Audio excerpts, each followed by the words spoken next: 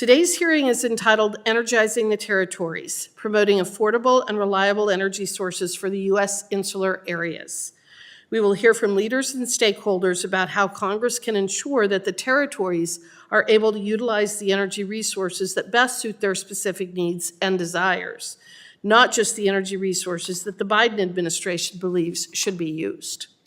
It is not Washington, D.C.'s job to pick winners and losers. Energy sources should not be deemed less than due to the ebbs and flows of an administration. Furthermore, the territories have adopted aggressive goals for transitioning to wind and solar energy, even though it is unclear whether these goals can be met, and despite limited assurances that these energy sources can even meet baseload power demands. This hearing will be an opportunity to get an update on the status of these goals and the impact they have had on the utility costs for residents in the territories and their access to reliable energy. The available data suggests that these goals have not been met and are among the reasons why the territories have some of the highest utility costs in the United States while having frequent outages. American Samoa, the Northern Mariana Islands, or CNMI, Guam, and the U.S. Virgin Islands need reliable and cost-efficient energy resources.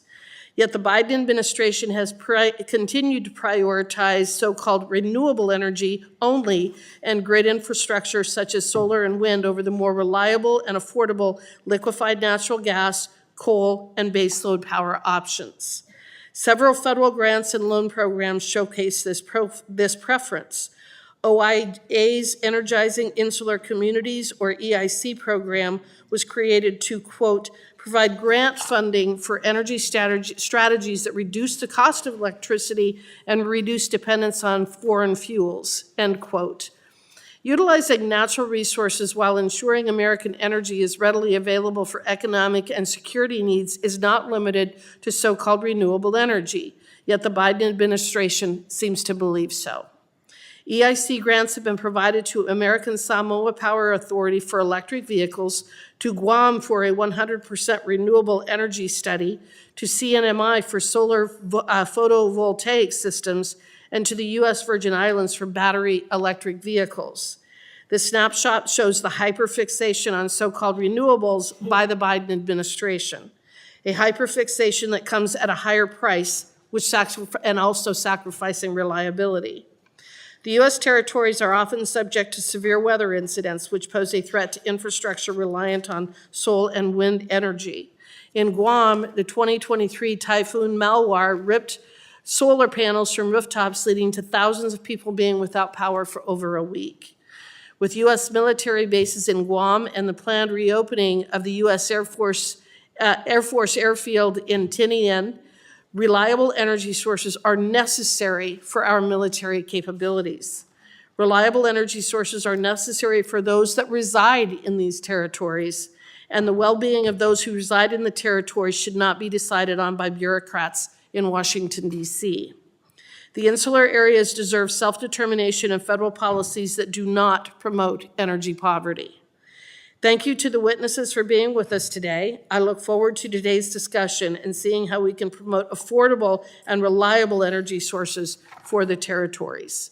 Mr. Brewer, several of the territories have set aggressive goals for their transition to renewable energy. For example, American Samoa adopted a goal to obtain 50% of its energy from renewable sources by 2025 and 100% by 2040.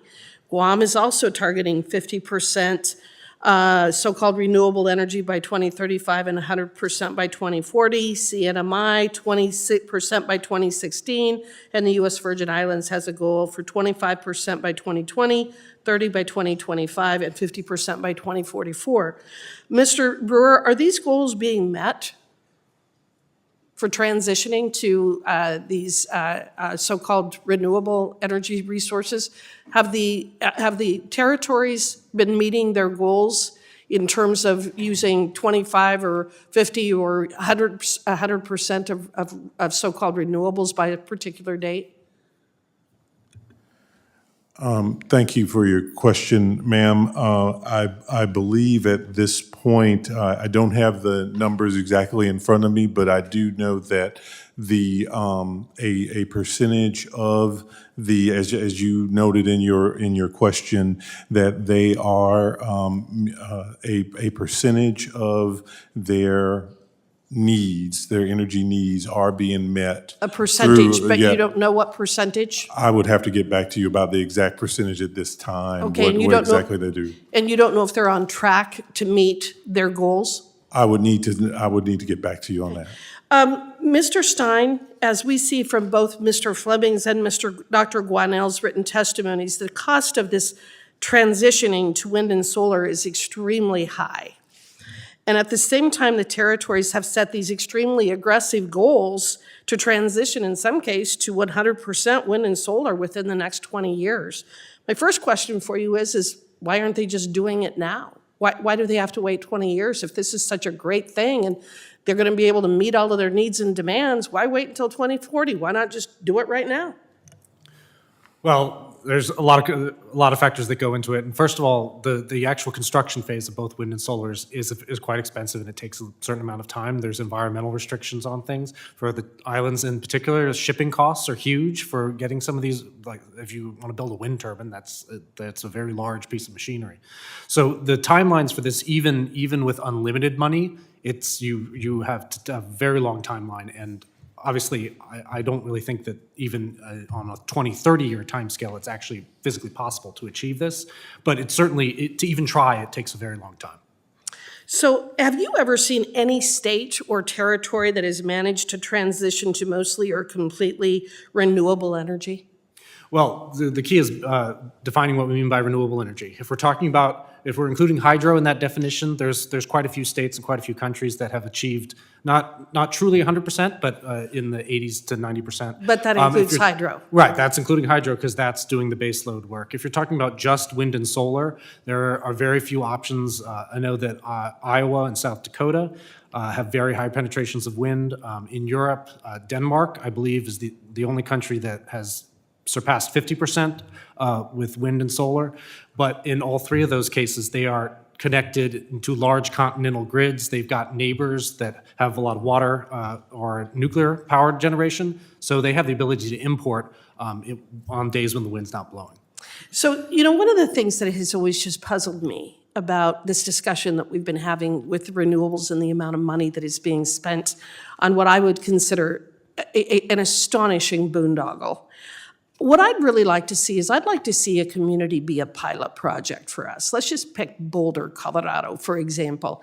It's about 100,000 people, and I know that a lot of people who are the strong advocates and believe very strongly in this climate crisis and how we need to transition away from the use of coal and oil and gas. What I'd love to do is have Boulder be our pilot project. Take out all of their gas stations, take out all of their gas-fired power appliances, take away all of their internal combustion engines, require everybody to drive an electric vehicle, and then ring that community, which has a lot of wind and a lot of sun, by the way, and just ring that community with wind turbines and solar facilities, solar plants. And I'd like to see, and have no backup whatsoever. No gas-fired power plants, no coal-fired power plants, no generators.